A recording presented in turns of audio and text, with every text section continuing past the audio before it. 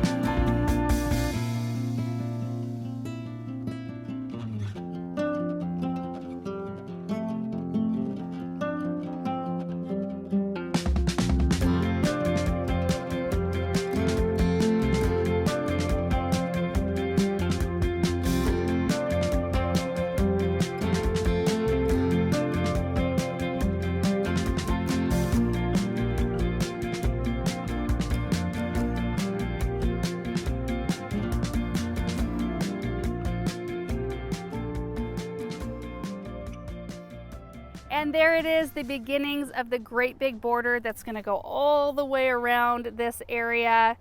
It looks so good. So this process actually took place a couple weeks ago at this point. We've since had a little bit of rain and a tremendous amount of wind. One of the storms brought 60-mile-an-hour wind gusts and everything still looks good. So I just wanted to talk through this process and answer some questions that you might have, because I had a lot of questions when we very first tried out this method. The first time we tried this, I was so skeptical. You know, we'd seen people on the internet doing this and, you know, layering cardboard down, popping mulch on top, and it just looked too easy. And I thought, oh, that stuff's gonna break down, that grass is gonna pop right back through it. And not to say that it 100% takes care of the problem, because when we did it 2 years ago was the first time we tried. We did have a little bit of grass pop through, but not much. In fact, we'll walk over here where we first tried it. In fact, I think we might even have some video footage of when we worked on this. Paul did this project primarily, and it was back here by the pond area. We know that we wanted to have a nice evergreen border back here, but there was lawn. So he came in with cardboard, set it down, put mulch on top, and this is what it looks like 2 years later. The cardboard has virtually disappeared. I mean, we can come in here right where the cardboard was, dig a hole, and yeah, no cardboard showing through. There's no grass in this area at all, and it was very minimal, the amount that came up, and it was usually right up around the edges of where we put the cardboard. So I really have become a believer in this process, because before that, I always used to want to remove the sod completely. But that's a lot of work, either by hand or you can rent a sod lifter. In large areas like we have over here, you would probably want to have like a skid steer or something like that that could scrape it up. But when you can just get cardboard, which oftentimes you can pick up for free, you know, Facebook Marketplace, find businesses that have cardboard receptacles. You know, a lot of businesses pay to have that cardboard removed and recycled. And so if you can get a hold of it for free and layer it in your garden, and then even use, like we use compost in this case that we purchased, but you can sign up at chipdrop.com and you can get wood chips for the same kind of deal. You could essentially be in it to this kind of project for free minus your labor. But if we come in here on the edge, you can see where the lawn is. In fact, here's a good example of an area where we put wood chips down, not super thick, but we put them right over grass with no cardboard. And this is cardboard and compost. And you can see it right here on the edge. You can see we overlap the cardboard a bit right there, but we don't even wet it down. We just lay the cardboard down. Usually it's the thickness of a collapsed box. So it's like 2 layers of cardboard thick. We make sure that we remove as much tape as possible. You wouldn't want to use boxes that are really highly printed on, that have a lot of colors, or that have a lot of tape. Just tear the tape off as much as you can. Occasionally we'll find, when we're out here, you know, doing maintenance and things, we'll find a little piece of tape that still exists because that doesn't break down like the cardboard does, and we remove it. But you want to use as clean a cardboard as you can find, doubled up. We lay it down and then we put a thick layer of compost on top. And that's the step that I would say do as much as your budget can allow you to do, or put as thick of a layer of wood chips as you can get a hold of on top, because the more you put down, the more suppression, the more grass or weed suppression it will handle. And it's just awesome that over time it just smothers out the grass or weeds. I mean, you could use this method to smother out lawn like we are, or you could use it as a way to prevent weeds in your flower beds if you want to as well. It all breaks down eventually, and it's something that, you know, weeds will still grow in the compost, so you have to do regular maintenance, but it's just such a economical, eco-friendly way of handling a job like this. And oh my gosh, does it ever look pretty.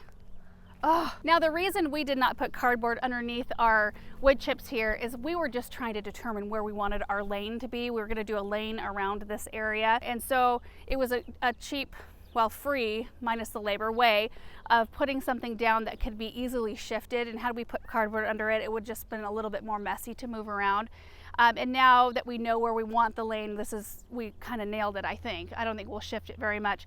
We're gonna come in with gravel, and we're gonna have a gravel lane around the property. But honestly, even a very thin layer of wood chips, I would say that it took care of more than 50% of the grass so far. And you could come in with a spray if you wanted to. I brought it out so I could show you. It's an organic weed spray. Where is it at there? Dead weed brew right here. And if you read the instructions, it's in that little booklet on the back. We mix it at a 12% ratio. I think that's the highest mix ratio. And that tackles the really tough weeds. So you could do that. You could also come in with more wood chips and just kind of layer it up again if you wanted to. And I think it would take even more of the grass away. But you're seeing right here kind of 3 different stages. What it looked like before, all of this looked like this. What it looks like after a thin layer of wood chips has been put down. And this has been down for a while now. And then what it looks like after you put down cardboard and mulch or compost like we have in our case. You can see some of the cardboard popping through on the edges here. See that? Anyway, let me know if you have any other questions about this cardboard method. I covered everything I could think of. You know, find clean cardboard, as clean as possible, remove tape. You know, double layer is great. Overlap every piece of cardboard at least by like 4 or 6 inches or so that, you know, if things shift, you don't have grass popping up between. We don't find it necessary to wet it down. You could if you wanted to. That might speed up the breakdown process a bit. And then layer up as much top dress as you can. We use compost. You can get free wood chips at chipdrop.com. You can sign up for that. It's definitely still a lot of work. I mean, it's a lot of physical work to go out there and lay mulch down. But I think it's less work, way less work than actually physically lifting the sod itself.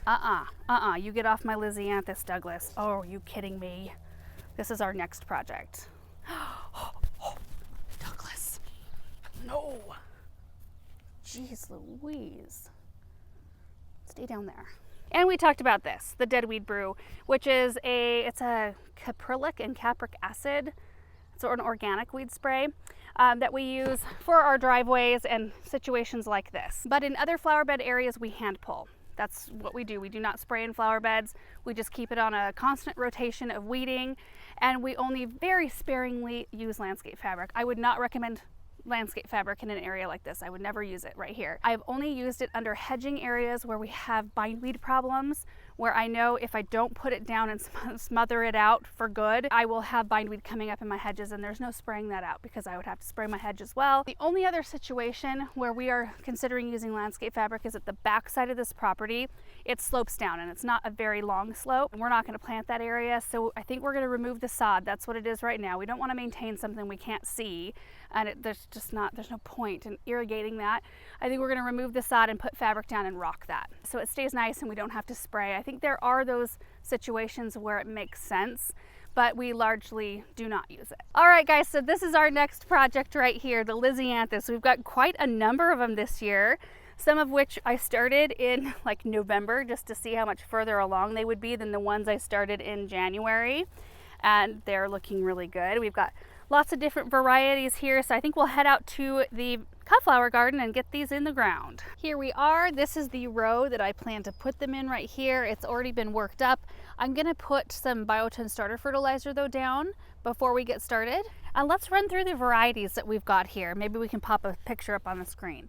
We have the Voyage 2 First Love, Roseanne 3 Brown, Voyage 2 Champagne, we have the Mariachi White, Voyage 2 White, that's all of these three flats I think.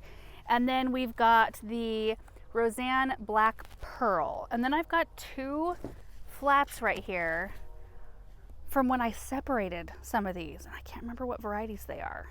It's actually not like me to not put a tag in there, so I don't know if they maybe got pulled out or maybe I didn't. Who knows?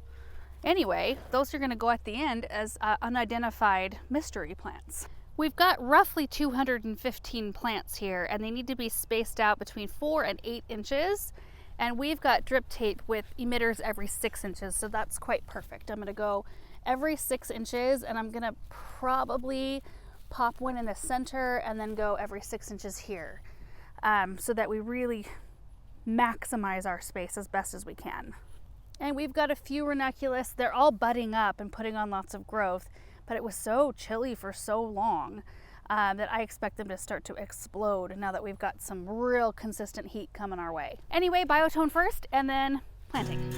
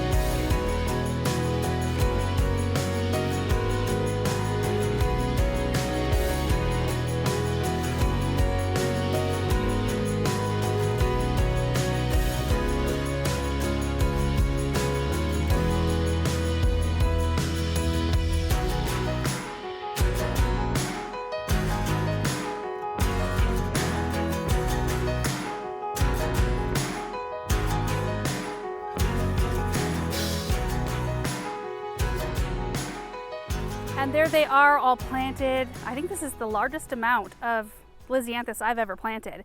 Usually the section I plant is from about here to maybe here, and we've at least doubled that. I was running across several cells where there were 2 or maybe 3 plants. So I separated the ones that were easy enough to separate. A couple of them I left together because they were so rooted together. But anyway, the ones I could separate, I did. And so we were able to go quite a long ways. And Lisianthus, once you get them going, I mean, they take ages to grow, ages. We have to start them no later than January. And then, like I said, the first batch I started in November just to see how much further ahead we could be. I went back and watched one of our videos this winter where I did separate a tray of mariachi pure white into 2 extra trays. So I think that's what those 2 unlabeled ones were. So I planted the mariachi white last and then planted the 2 unidentified trays right after it, because I think they're all the same. Time will tell. But once you get them to this stage and get them planted in the ground, I mean, they might be this big when you put them in the ground, but they usually explode with growth once they're out here in the heat. And I remember the very first year I ever tried Lisianthus, I was kind of discouraged by the size they were in their seed tray. And there was a very experienced flower farmer who messaged me and said, don't worry, like, you will be so surprised. When you get those in the ground, they will just take right off, and they sure did. I was really excited about it. Now, most people will put that like Hortanova netting, that horizontal netting that you attach to little stakes so that the flowers grow through it and it keeps them upright. I've actually never installed that in our cut flower garden, and I might for these, but what that does is just allows the stems to stay straight instead of, you know, some of them want to grow along the ground and then kind of grow up like the snapdragons do. But I kind of like to have some curved stems every once in a while because they topple over the edges of vases really nicely and give me the structure I want. I don't like a ton of real straight stems. And there are 4 different groups of Lisianthus. So if you are interested in starting them from seed, there are some that are suitable for like spring into summer, summer into fall, and then winter, or like late fall and early spring where they can take really low light and low temperatures. Mine fall into groups 1 and 2, so they're like the spring and summer varieties, usually going into the very beginning of fall. But these flowers last for more than 2 weeks in a vase. They're just amazing, and they look so beautiful. So now we will mulch with some land and sea compost right over the top of the drip tape and around each one of these plants. We kind of mulch like this over here, the rose garden. See how the walking paths, we use a different type of mulch. And then we use either the forest compost or land and sea compost to mulch the planting rows. We just haven't made it to that step over here yet, but that usually makes everything look just so tidy and so beautiful. Anyway, that is it for today. Just wanted to show you an update on how the Dirtlands flower bed was going and kind of walk through that process, because we see questions about that come up a lot, and I just think it's such a great method to get rid of grass and or weeds.